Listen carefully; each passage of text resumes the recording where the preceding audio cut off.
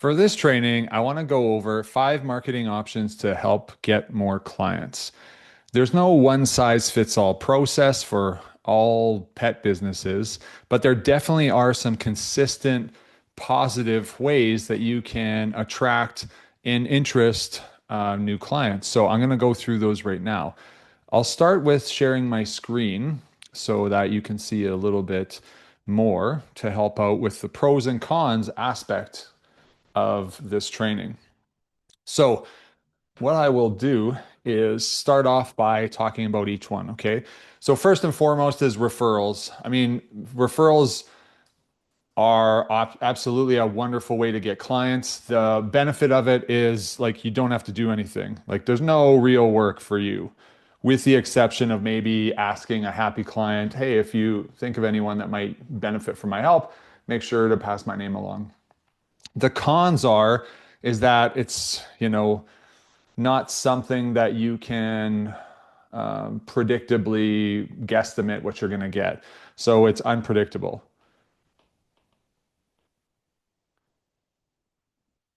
So I really like referrals because it doesn't take a lot. But the downside is they're unpredictable. The other downside is that if you don't have a business or much business at the moment, you don't have people that can give you referrals. So that's another, pretty significant problem. I built a business off of referrals, but it took me like over a decade to get any traction because the only thing I was really doing was getting referrals. So it's slow. Once I learned how to market, I was able to double my business within a year. So that's where I started adding in some of these other examples, and my growth exponentially increased. So the second part of this is networking with other pet businesses, mostly ones that you're not going to be competitive with, right? So I'm not going to try to, network with another business that we offer the exact same service. So, but you know, what is really positive is if you're a dog trainer and you have access to a doggy daycare and boarding facility that does new training, you can easily, refer clients back and forth. Same with veterinarians and groomers. You just more or less are going to want to develop relationships with people in the industry.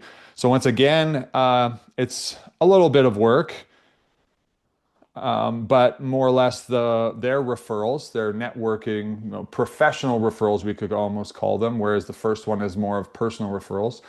It takes a little bit of work because you have to nurture a relationship with these people and also try to bring them value. So it's a little bit of work, not tons. So that's definitely a positive. The downside is it's still unpredictable and it takes time to nurture relationships. But once they're there, it's very low upkeep often, providing you're referring clients back and forth.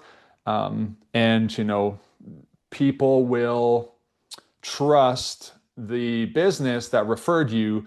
They'll trust you a lot faster because they already trust that business.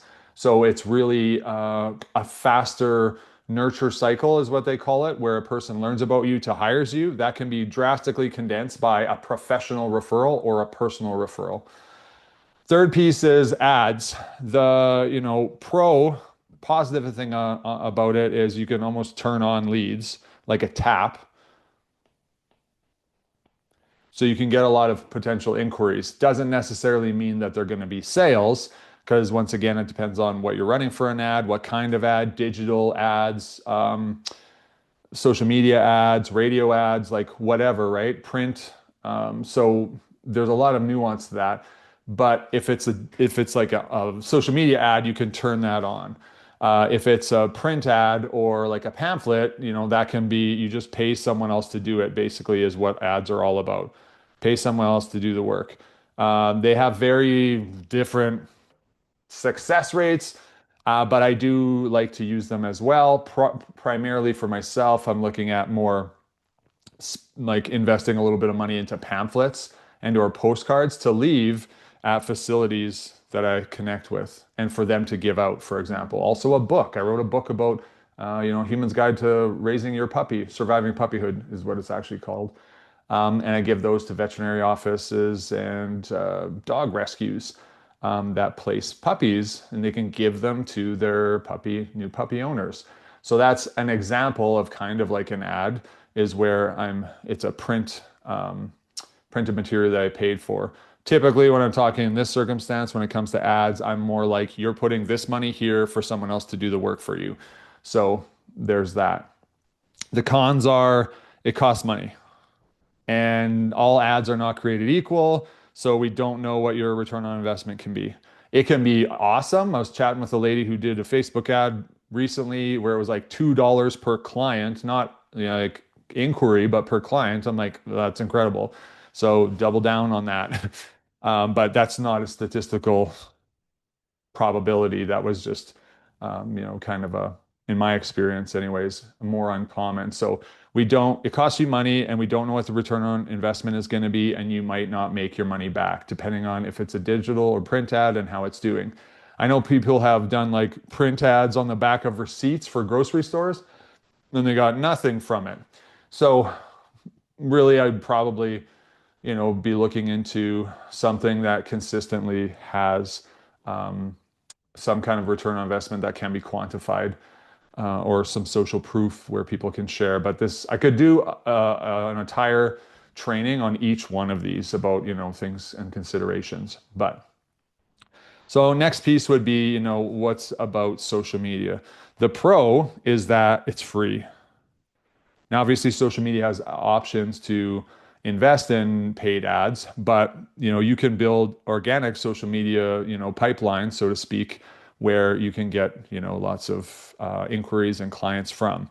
So that's a biggest positive is it's free. So if you have more time than you do money, it's like, well, you should probably be investing in getting better at building a community online and as well how to market yourself in a way that feels in alignment with what you do and is a little bit fun. The downside about it is it's overwhelming. And the reason why it is because there's so many platforms. So it's like, well, what platform and how? So if once you know what platform and the strategy behind what works on that platform, depending on what you're trying to sell, right? If you're trying to sell online dog training versus in-person grooming, one platform might be better than another for you personally. Lots of times, most of the pet industry will do very good on Facebook because it's really easy to develop community bonds with Facebook and even online too. So it's fairly versatile with that. But for example, if you're selling courses across the world for trick training, TikTok might be a really good option for you. Anyways, so pros, it's free and it lets you directly connect with your community. So that's another really positive aspect about it. Downside, overwhelming, not really sure what to do, and you need to be consistent. So if consistency is hard for you, you might benefit from a paid ad instead where someone else is taking care of that consistency for you. Doesn't mean you shouldn't learn about social media, but depends on your time, right? That's where sometimes it's simpler to figure that out. Fifth one is text and email campaigns. Now, the pro is once you have these texts or emails, you own them.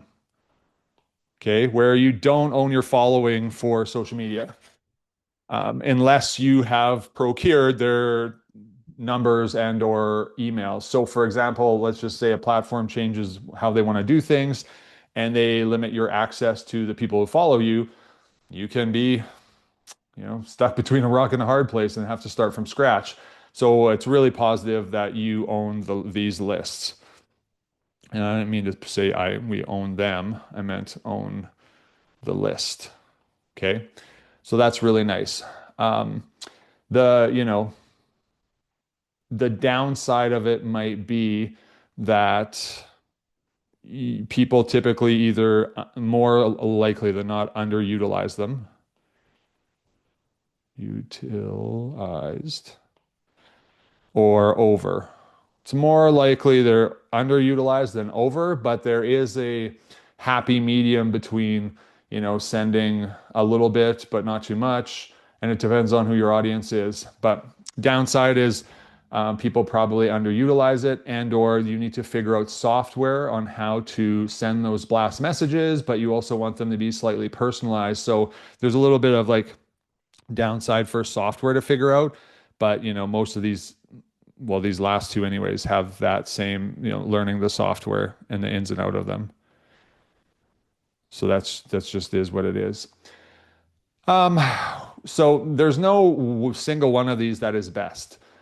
Um, because they all have pros and cons. The benefit is that lots of the, if you choose a couple of these, like I do all five, well, mostly four of the five, um, that fills in the gaps of the cons. So you kind of have lots more pros because the couple options you have that are the downside, like unpredictable referrals, well, I can change that by using social media to get, free access to direct community, and I can post as much as I want to, and people can interact, and I can make some predictable clients from that.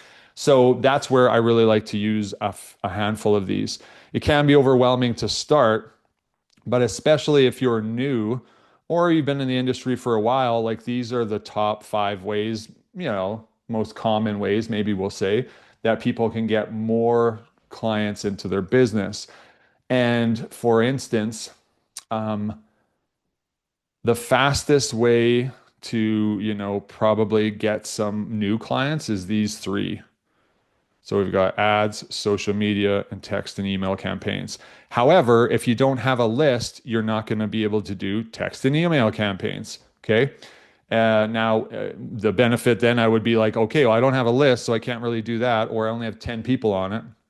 Well, then I'm going to look between social media and ads. And I can do both of them simultaneously, or I can do social media ads and hit it that way. So that's a way that you can get a lot more inquiries on demand.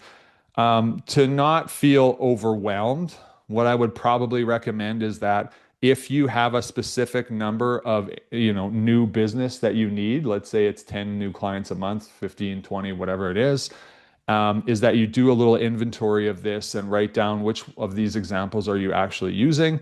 And if you're primarily focusing on the networking and referrals, that's not going to change. You're going to keep getting around the same amount that you are. So you have to choose one of these other three or multiple options of them.